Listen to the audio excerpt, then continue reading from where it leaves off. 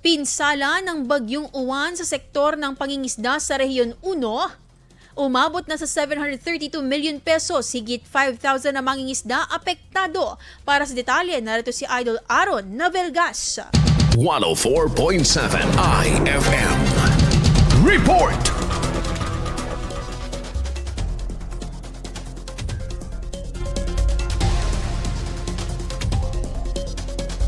.7 IFM Report!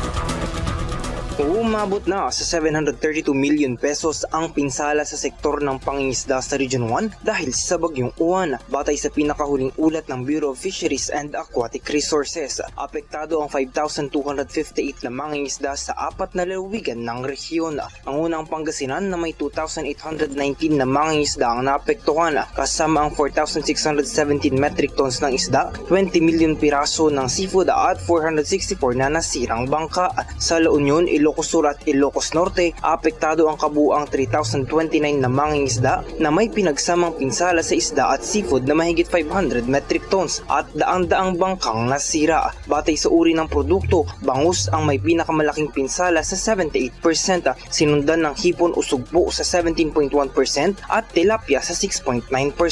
Umabot naman sa 1,257 na bangka ang napinsala, kung saan 727 ang bahagyang nasira at 530 ang totally damaged. Patuloy ang assessment ng mga lokal na pamahalaan at ahensya upang matulungan ang mga apektadong mangingisda sa rehabilitasyon at pagpapatuloy ng produksyon. Kasama mo sa IFM News Dagupan, Idol Aaron Navelgas, Tatak IFM. IFM News. IFM News. IFM News.